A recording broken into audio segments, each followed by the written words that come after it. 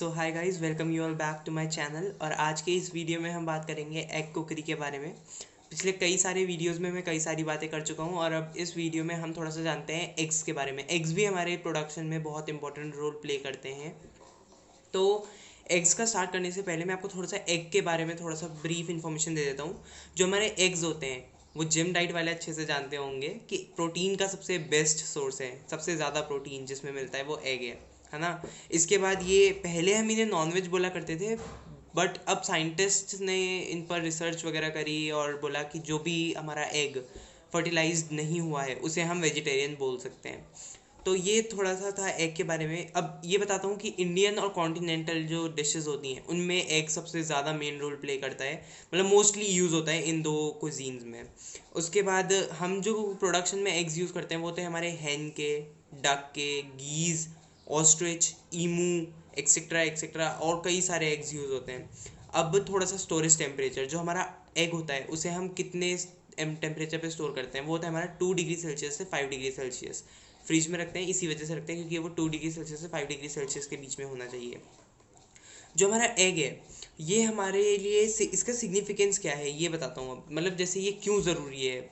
अब कुछ लोग हैं जो लोग ज़्यादा महंगे मील्स अफोर्ड नहीं कर सकते, तो उनके लिए ये सबसे बेस्ट मील होता है क्योंकि एक तो ये बहुत सस्ता है, बड़े आराम से हमें इकोनॉमिकल वैल्यू में मिल सकता है। और सेकंड, इसमें हमारा सबसे कम टाइम वेस्टेज होता है। मतलब जैसे और खाना हम बनाएंगे तो उसे बनाने में बहुत टाइम चाहिए, बट एग को बनाने के लिए हमें इतना टाइम नहीं चाहिए होता।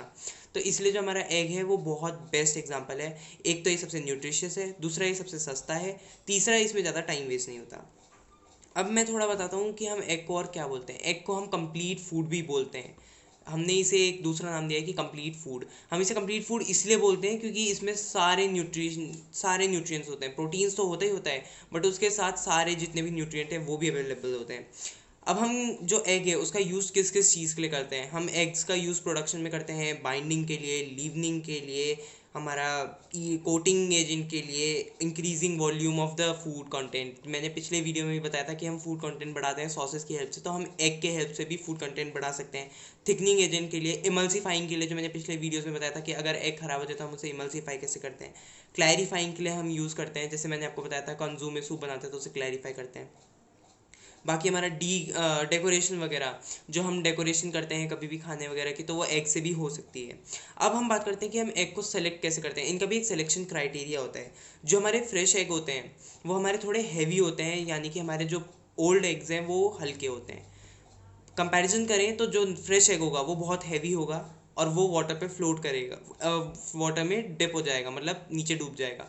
बट जो हमारा लाइट होगा, जो एग हमारा लाइट होगा वो वाटर पे फ्लोट करेगा, वो हमारा ओल्ड एग होगा।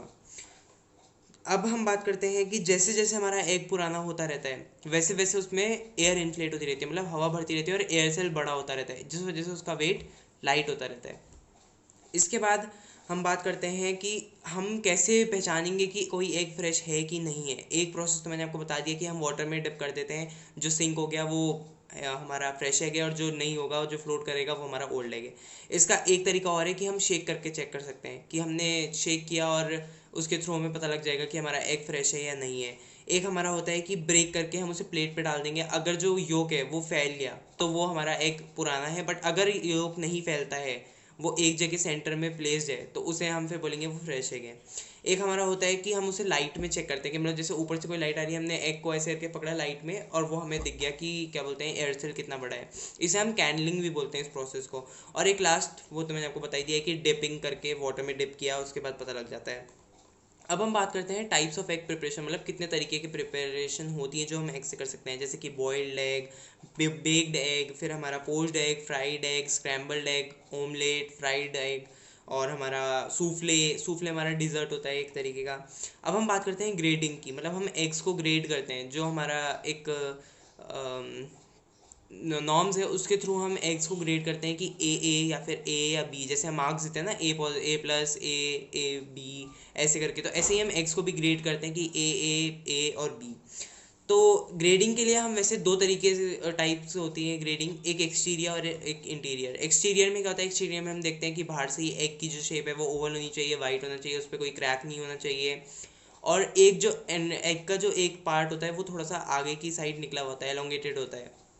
और जो हमारा इंटीरियर होता है वो तो मैंने आपको बता ही दिया कि कैंडलिंग प्रोसेस जो सबसे इम्पॉर्टेंट है। मतलब इस प्रोसेस के थ्रू हम सब पता लगा सकते हैं कि क्या एग सही है या नहीं है। इसमें हम क्रैक्स वगैरह चेक कर सकते हैं, हम एल्ब्यूमिन चेक कर सकते हैं, एयर सेल चेक कर सकते हैं, या फिर कोई स्क्रैच वगैरह एग के ऊपर कोई स्टेन वगैरह, वो सब हमें कैंडलिंग के थ्रू आराम से पता लग जाएगा। इसके बाद हम बात करते हैं साइजिंग की। हम एग के साइज़ करते हैं कि जैसे small, medium, large, very large ऐसे करके। तो जो हमारा स्मॉल एग होता है वो हमारा होता है 18 ऑन्स का। एक ऑन्स में 30 ml होते हैं, तो हमारा जो सबसे स्मॉल एग होगा वो 18 ऑन्स का होगा। फिर हमारा मीडियम एग जो होगा वो हमारा 21 ऑन्स का होगा। फिर जो हमारा लार्ज एग होगा वो 24 ऑन्स का होगा। फिर एक्स्ट्रा लार्ज जो हमारा होगा वो 27 ऑन्स का होगा। और एक जंबो साइज एग होता है जिसे हम 30 ऑन्स का होता है। इसके बाद मैं आपको बताता हूँ कि ग्रेडिंग, जैसे कि हमने अभी बताया कि पीछे हम ए में ग्रेड करते हैं, ए में ग्रेड करते हैं, बी में ग्रेड करते हैं। तो इसमें हम 3 चीज़ों के हिसाब से ग्रेड करते हैं, 4 चीज़ों के हिसाब से। एक एयर सेल जो हमारा हवा, जिसकी वजह से जैसे जैसे एग पुराना होता है उसमें हवा बढ़ती रहती है। दूसरा हमारा योक, कि हमारी योक की बाउंड्रीज कितनी है, अगर वो फैलता है तो वो पुराना है, अगर वो नहीं फैलता है तो वो फ्रेश एग है। तीसरा हमारा वाइटनेस, यानी कि हमारा एग जो है वो कितना वाइट है, अगर वो वाइट नहीं होगा तो वो पुराना है, अगर वो वाइट होगा तो वो फ्रेश है। और एक हमारा स्पॉट और स्टेन्स, जो भी हमारे स्पॉट्स वगैरह उस पर हो रखे होंगे वो, उससे हम पता लगा सकते हैं कि एग फ्रेश है या ओल्ड है। तो जो हमारा ए ग्रेडिंग है उसमें हमारा जो एग का एयर सेल होना चाहिए वो 1/8 इंचेस होना चाहिए। अगर इससे ज़्यादा होगा तो वो ए ग्रेड में नहीं होगा। जो वाइटनेस है वो क्लियर होनी चाहिए, मतलब क्लियर वाइट होना चाहिए। योग की हमारी आउटलाइन होनी चाहिए, डिफाइंड होनी चाहिए वेल। और जो हमारा स्पॉट है वो एक भी नहीं होना चाहिए। अब हम बात करते हैं ए ग्रेड की। तो ए ग्रेड में हमारा एग का जो एयर सेल है वो 3/16 इंचेस होना चाहिए। उसकी वाइटनेस होनी चाहिए, क्लियर होनी चाहिए, बट फर्म, थोड़ी बहुत चलता है कि थोड़ा बहुत हो गया। और हमारी जो आउटलाइन है एग योग की वो फेयर होनी चाहिए, डिफाइंड थोड़ी बहुत हो सकती है, थोड़ी बहुत नहीं भी हो सकती है। और स्पॉट्स इस पर भी नहीं होने चाहिए, एक भी स्पॉट नहीं होना चाहिए। और अब हम बात करते हैं बी ग्रेड की, यानी कि जो सबसे लोएस्ट क्वालिटी ऑफ एग है। इसमें क्या होता है, इसमें हमारा जो एयर सेल होता है वो 3/16 इंचेस से भी बड़ा हो सकता है। ये वाइटनेस इसमें क्लियर हो भी सकती है और नहीं भी हो सकती है, थोड़ा सा वीक भी हो सकती है वाइटनेस। और जो हमारी एग योग की आउटलाइन है वो क्लियरली विजिबल होगी, हमें फैल सकता है। और जो इसका हमारा स्पॉट्स है वो थोड़े बहुत हो सकते हैं। तो आज की वीडियो में बस इतना ही। अगर आपको एग से रिलेटेड कोई भी डाउट हो या फिर एग कुकरी से रिलेटेड कोई भी डाउट हो, कुछ समझ ना आया हो, तो आप अपना कमेंट छोड़ सकते हैं कमेंट सेक्शन में। Thank you so much.